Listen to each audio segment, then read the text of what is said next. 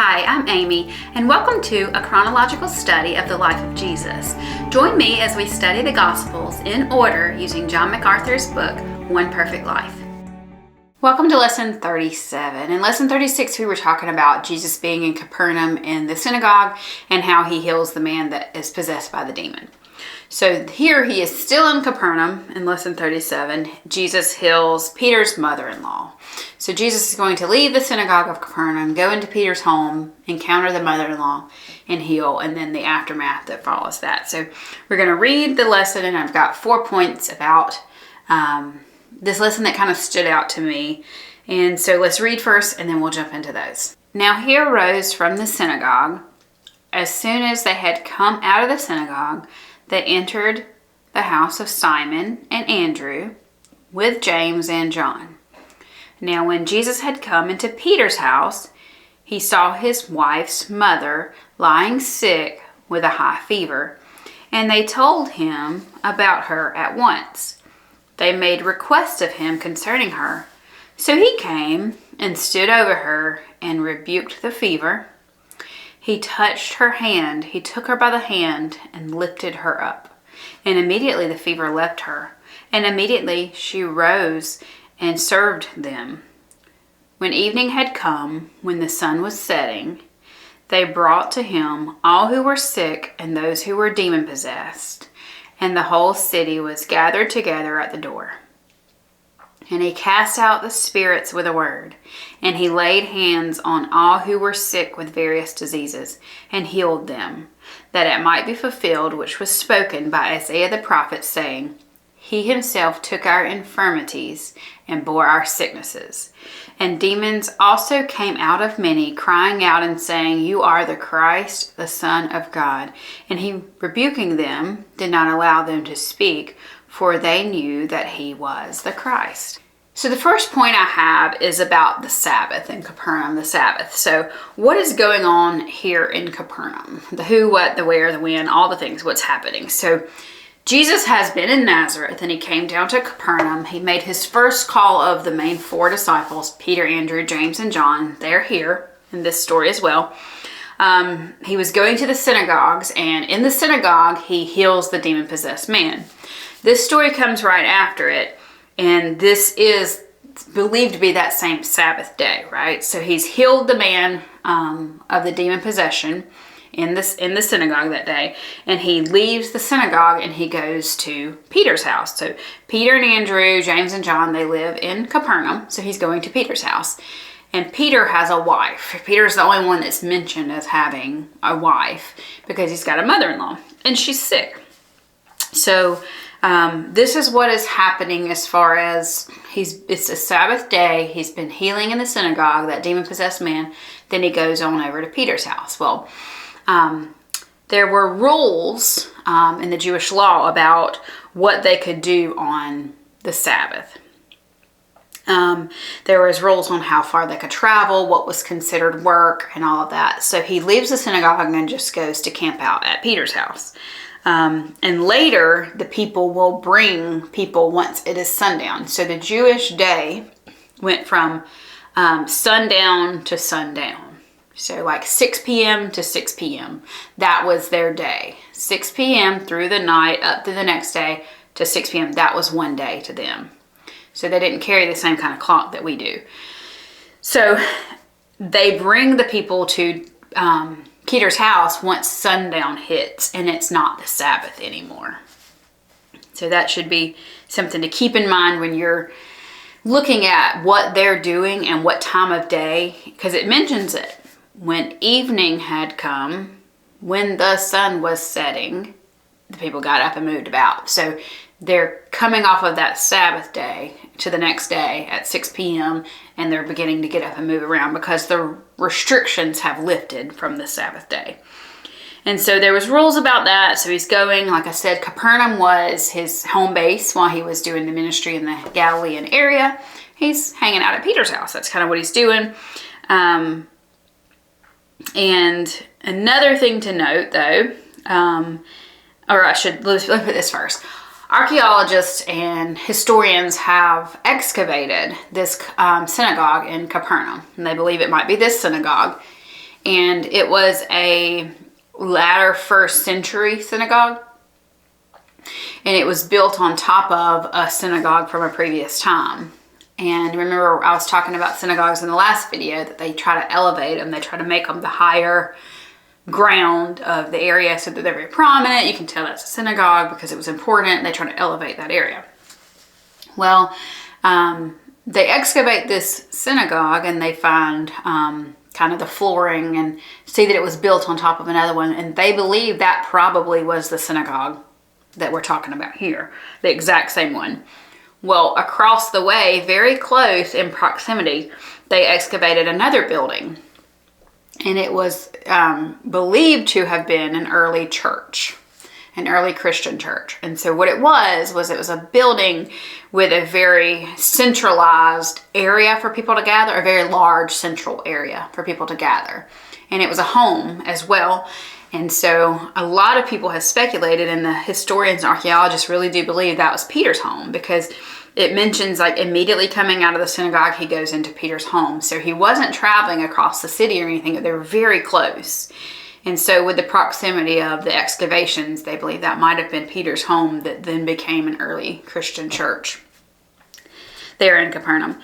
So that's just something that I learned along the way, and I thought that was very interesting. So they go into Peter's home. Now, one thing I want to note, and I think it's important for us to remember, we are studying the Gospels in a chronological order. So we are bouncing from Matthew, Mark, Luke, and John back and forth as we're going in order of Jesus's life and developing, the best we can tell, the developing of the story of Jesus and what he did and how it went.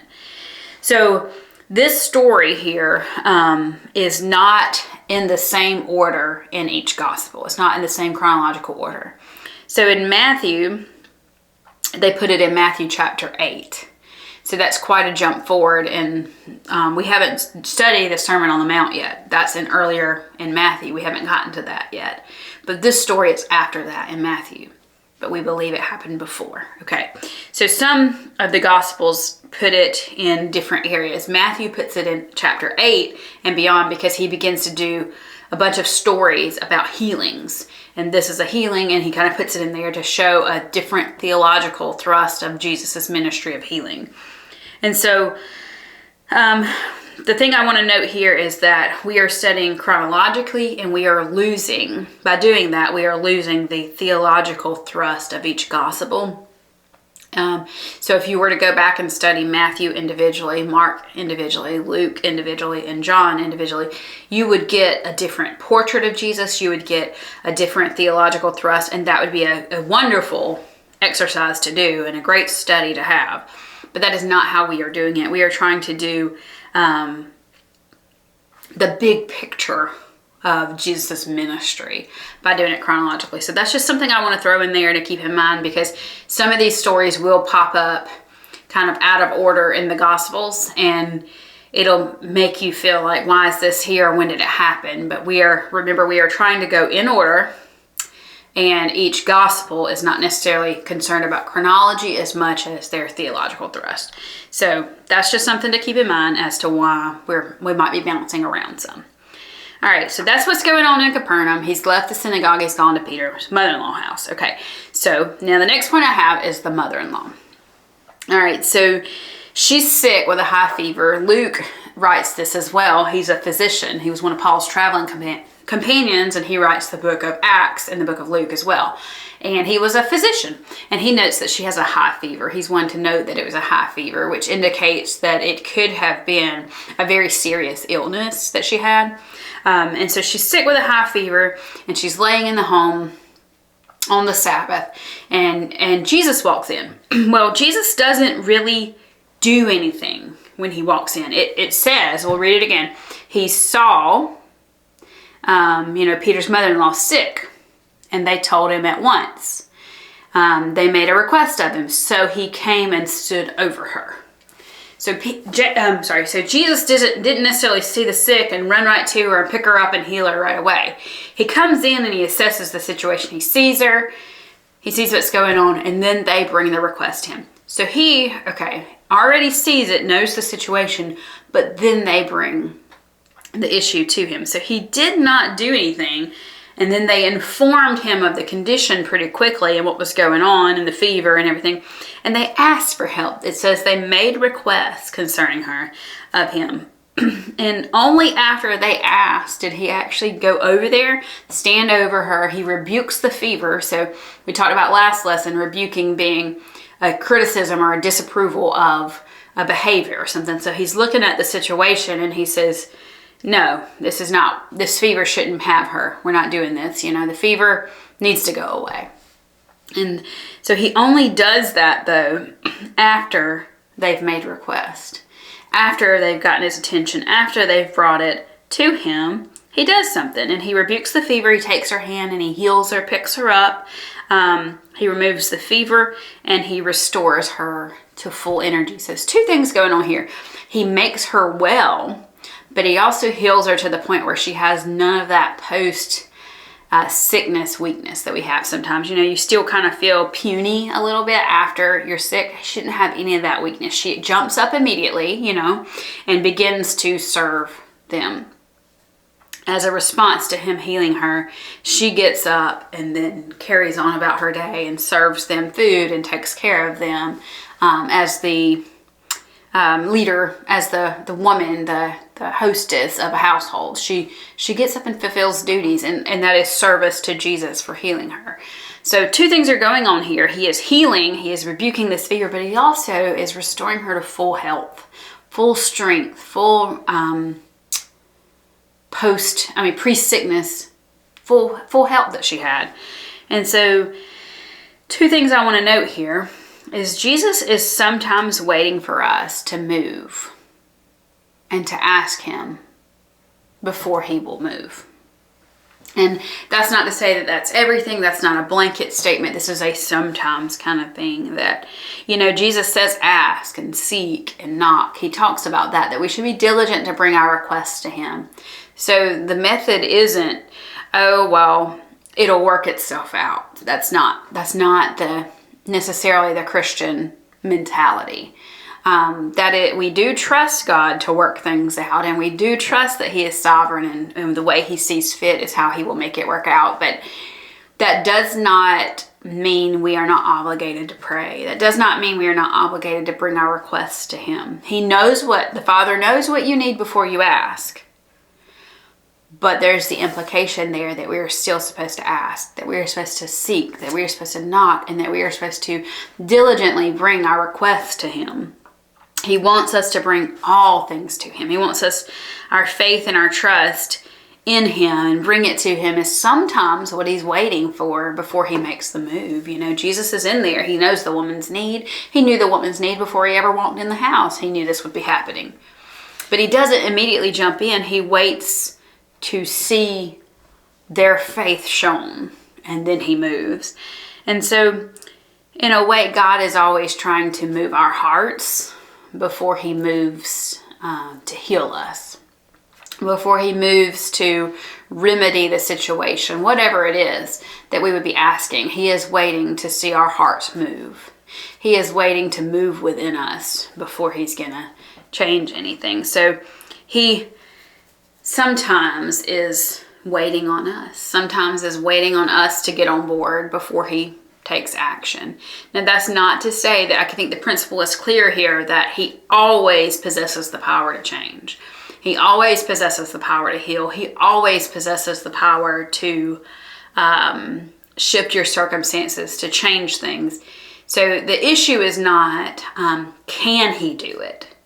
Can he fix my finances? Can he fix my marriage? Can he fix my relationship with my children, my parenting, my job, my family, my struggles, my sin? Can he fix my mentality? Can he fix my health? That's not the issue of can he. He always possesses the power. He always can. He always can. The sticking point is he doesn't always do it though. And that's one of those things that's kind of like Daniel in the lion's den and not Daniel in the lion's den, Shadrach, Meshach, and Abednego. Even if our God doesn't, we still won't worship you, Nebuchadnezzar. Even if our God doesn't. In other words, our God can do it. sometimes he doesn't. So even if he doesn't, I still am going to have faith. So even if he doesn't do what I want him to do, I still need to have faith. So the issue is never, can God do it? The issue is always bringing it to him and accepting his answer of yes or no. And that's kind of the difficult lesson in life, is to know that God possesses the power to change something. And it's a hard lesson that even mature Christians have to struggle with, of when the answer is no. And it's hard as a child of the King, God the Father, for your Father to say, no, you can't have that. No, that's not for you. And I know this is hurting you. But no, I'm not going to change it. You have to walk through it like this, or it's going to go bad. And that's how it's going to be. And that's a tough lesson, because, and I've been through it, where you're praying diligently for something to change, and God does not do it. And you see it unfolding in a way that is horrible. It's like a train wreck, and you just see it happening, and you don't possess the power to change it, and you're crying out to the one that does possess the power, and it's still unfolding. And his answer is, I'm sorry, but no. And what you have to do in those moments, because they will come. They will come on a small scale, and they may come on a grand scale. The issue there is to understand he has the power to change it, and sometimes he doesn't. And the reason that he doesn't is because he has better in mind for you. He has something bigger than what you're asking for, what you're feeling like is you're supposed to do, and what's happening.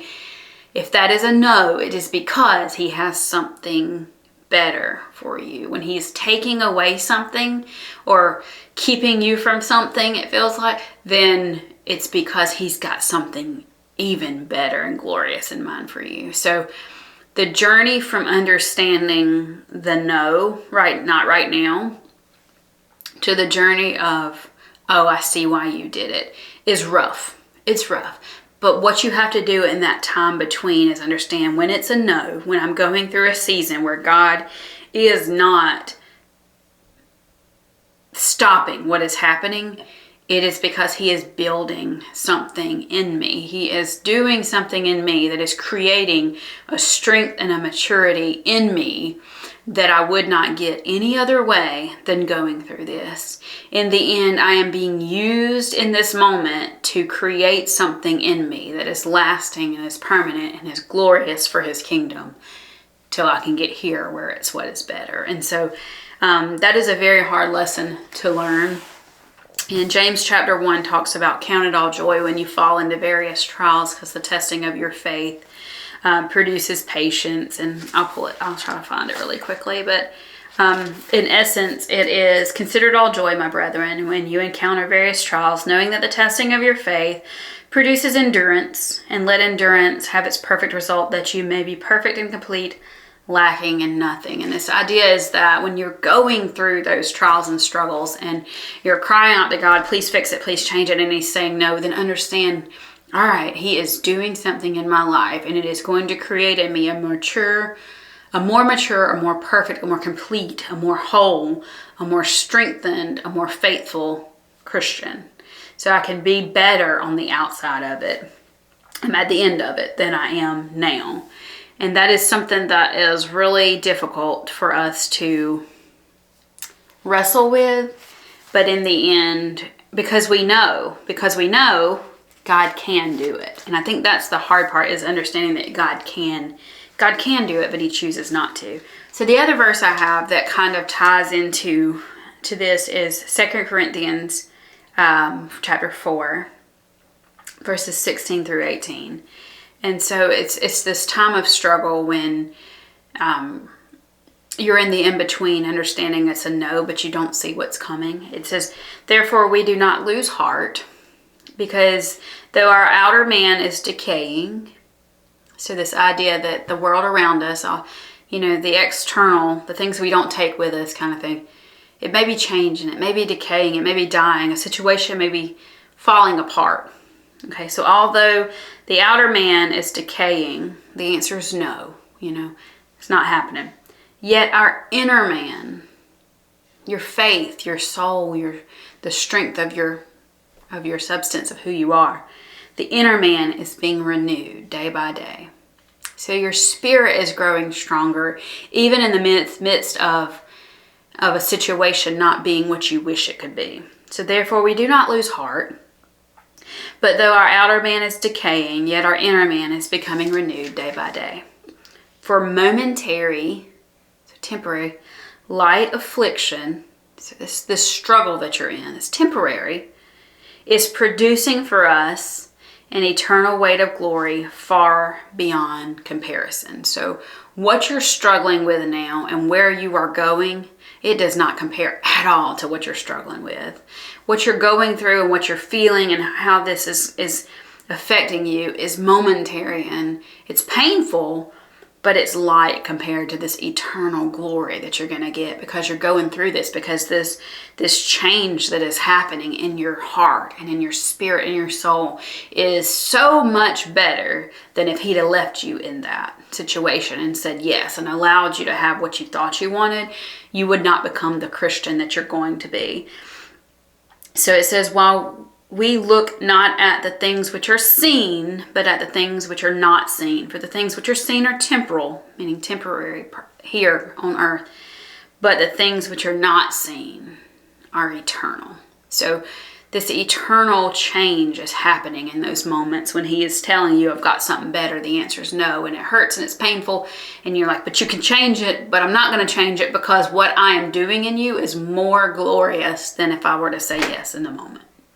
So that is something that I just wanted to share with you, because Peter's mother-in-law is going to get healed. But there are times in your life where you bring Jesus' attention, call him over, he stands and looks at the problem and doesn't change the problem. And that will happen in your life. You will encounter circumstances and situations where you're like, God, I need you to open this door. And he says, no. I need you to close this door, God. And he's like, I'm not. You're staying there.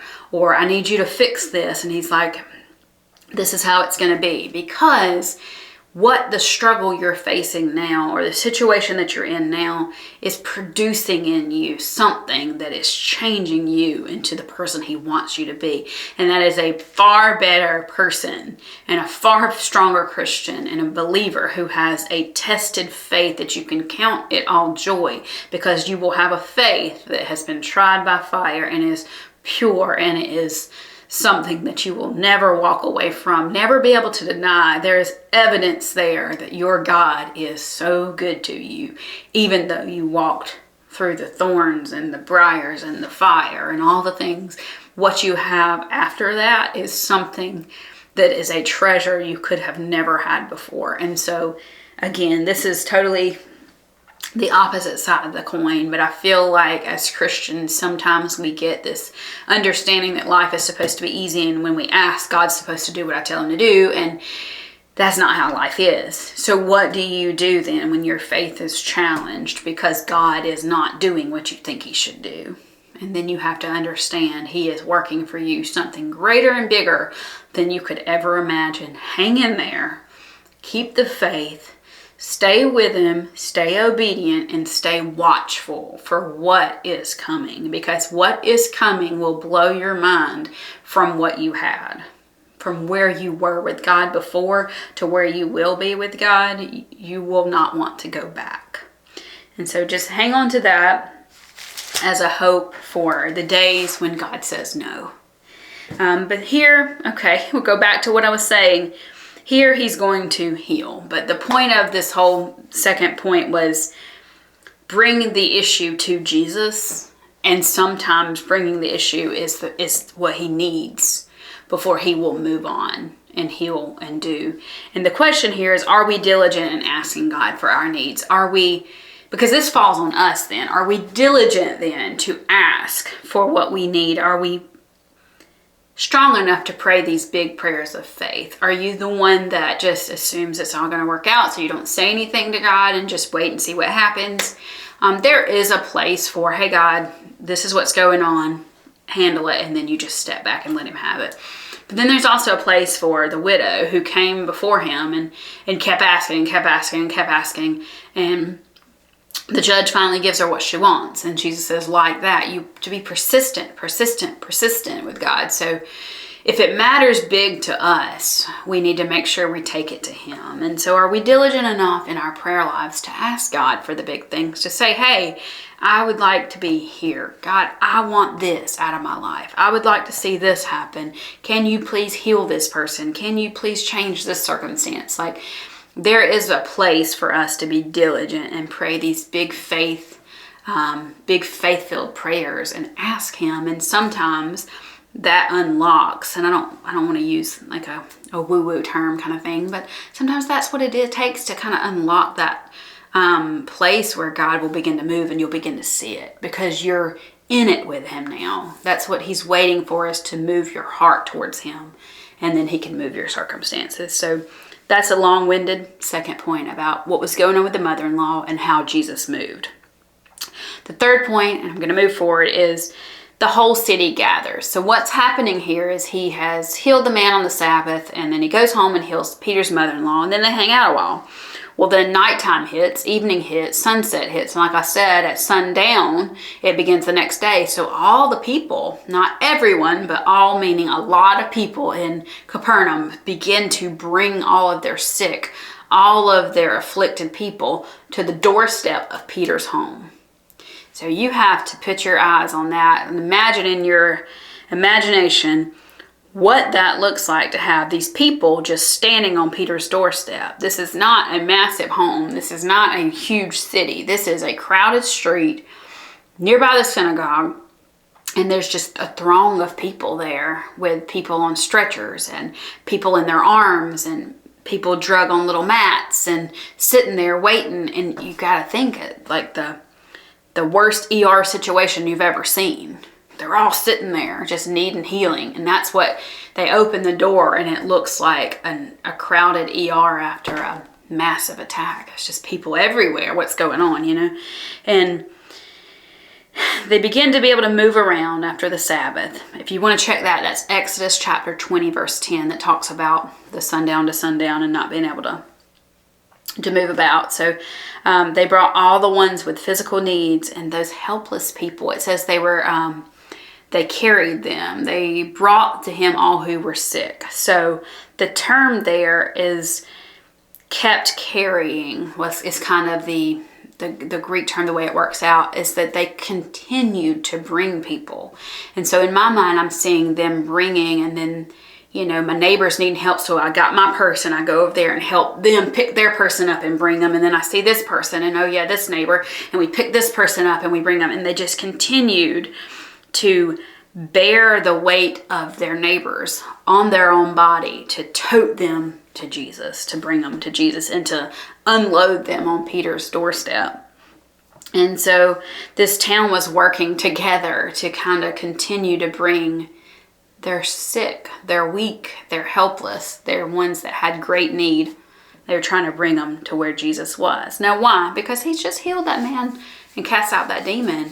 And then he healed the man, when he was in Cana, he healed the nobleman's son that was down in Capernaum, the nobleman from Capernaum. So they've heard about that. And then he did some healings and things that aren't really recorded in Jerusalem at the Passover, the previous Passover. Well, they were all there because they're all Jewish. So they heard about that. And this man is in our town, and I know where he's staying, and I saw what he did today, and I'm going to bring my people to him. And so they had this hope that Jesus could heal. And what does Jesus do? He heals. He touches them. He casts out their demons with a word. He laid hands on the ones that were sick, that had diseases, and he healed them. And so as many as were brought to him, he touched, he spoke, the demons came out, the people became healed, they got up, they walked away, more people were waiting. And where there was, one gone, 3 more filled the place, and it was just, they continuously brought them to Jesus. And what does he do is that he heals them. He does that, and he casts out the demons by just speaking the word, and the demon leaves. And it shows again Jesus' power his authority here over physical life and death and spiritual life and death, and over any affliction and infirmity that we have, over Satan himself and the kingdom of darkness and evil.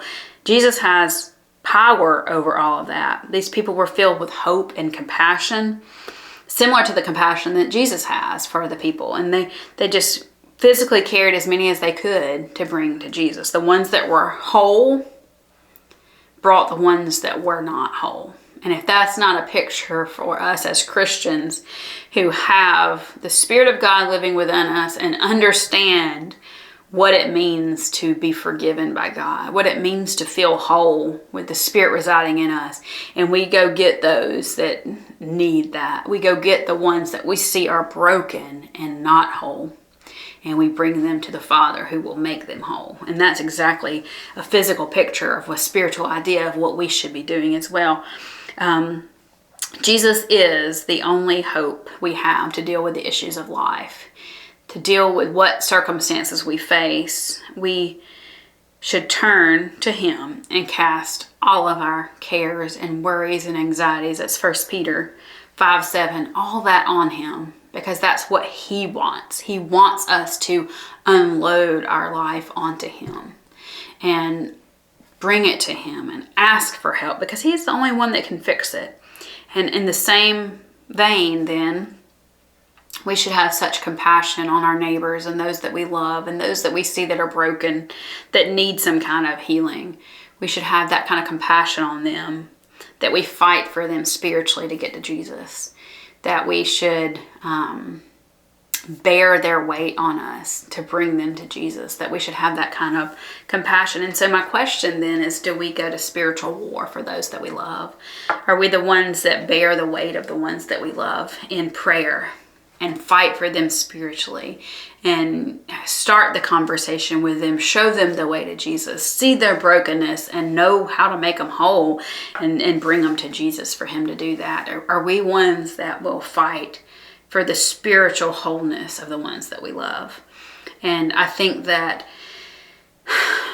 we sometimes do and sometimes don't. And I think this is an encouragement to see this town, how they rally behind those and just get the ones to Jesus. It was just a moment where they just continued and kept bringing them to Jesus to try to get Him to heal these people, because they cared and they felt like He could do it. Now, again, this goes right into line with what Jesus had been saying, is all you want is a miracle.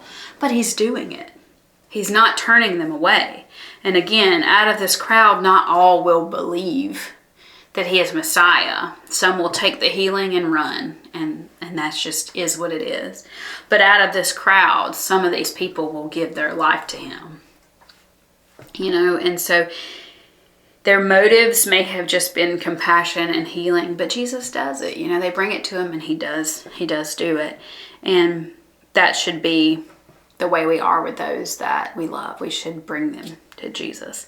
The fourth point I have is Messiah. Okay, there's this messianic prophecy in Isaiah here, chapter 53, that Matthew is using here, and he is connecting that with what Jesus is doing here. He Himself took our infirmities and bore our sicknesses. Matthew's connecting that messianic prophecy with what Jesus is doing here, that He is bearing their sickness and their infirmities and healing them.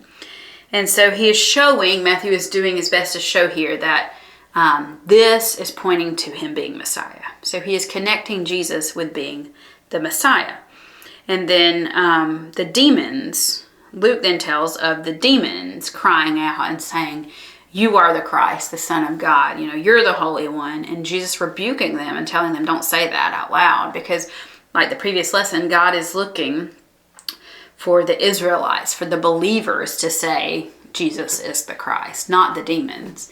But again, we are called to worship and we are called to proclaim Him. And if we don't do it, the rocks will do it. But how dare us, the ones that have all reason to cry out that God is our Savior, for us to allow demons or rocks to do that in our place, because we're not the ones proclaiming His name. His name will be proclaimed because it is truth. So you won't stop the truth from getting out, but it needs to come out of our mouths and our lives and not secondary sources. And so Jesus wants the testimony of some faith-filled believers, not from the demon world. But yes, so he silences the demons who knew who he was. And this is a contrast again from when he was in Nazareth and they were connecting him to his earthly father, Joseph. The demons are saying, no, his father is God. And it's such a contrast there that the demons are understanding who he is and that the people are slow to pick up on him being the Messiah. But that's his goal, is to show that he is Messiah and for us to believe that. And so what does Jesus being Messiah mean to you? What does that mean to you? Because it's kind of a lost term here for us to be the Messiah. It was a very Jewish idea. But for God to be your Savior, for Jesus to be the one that saved you from your sins, for him to be the Holy One of God, sent to redeem you, sent to take away that guilt and that shame and the death that you deserve for your sin. Do you proclaim that to people? Are you one that is readily able to tell people that who Jesus is and what he has done for you? Because that is what he wants. That is what we talked about. Disciples make disciples and believers make believers, because when we share our testimony, God uses the preaching of the word to bring people to him. And so when we're giving our testimony and we're sharing the life of Jesus and what he did for us and how the Bible has impacted us, and that is what he uses. That's the means he uses, is the preaching of his word to bring people to salvation. And so that is our mission. That is our job. And so if we're not doing a good job of proclaiming Jesus with our lives, we need to step it up. And so that's really what I've got for this lesson. The wrap up is that as part of his earthly ministry, Jesus healed and he taught and all that. But he healed people of many afflictions. And here in Capernaum, he healed a lot of demon-possessed people and people with various illnesses, as many as were brought to him. He demonstrated authority in doing this over all the things, and he demonstrated his compassion. And the people demonstrated their faith in him. So just like that, we should demonstrate our faith in him, and his authority should lead to our obedience as well.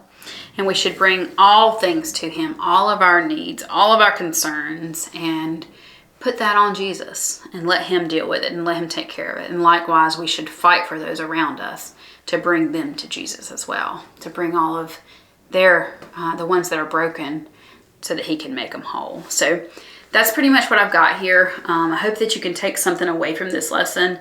I have a feeling it's probably pretty long because I went on a little tangent there, but the truth is Jesus always possesses the power to heal, and sometimes he chooses not to. But when he doesn't do it, it's because he's got something better in mind. And so just understand we're supposed to bring it to Jesus. Our job is obedience. His job is outcome, right? So we're not responsible for making it all happen. We are responsible for bringing it to him. Just bring it to him and leave it with him and trust him to do it, and keep it, our trust in him. And so I hope that you can take something away and share it with somebody about what God has done for you, and share what he's done for you. And in doing that, bring them to Jesus as well. So that's all I've got, and thank you so much for watching this and sticking with this video. We're going to talk in the next video about Jesus ministering throughout Galilee, and he's going to do some more healings and some more teachings and kind of just what his Galilean ministry looks like. So join me in that video. Thank you so much for watching this one, and I'll see you in that one.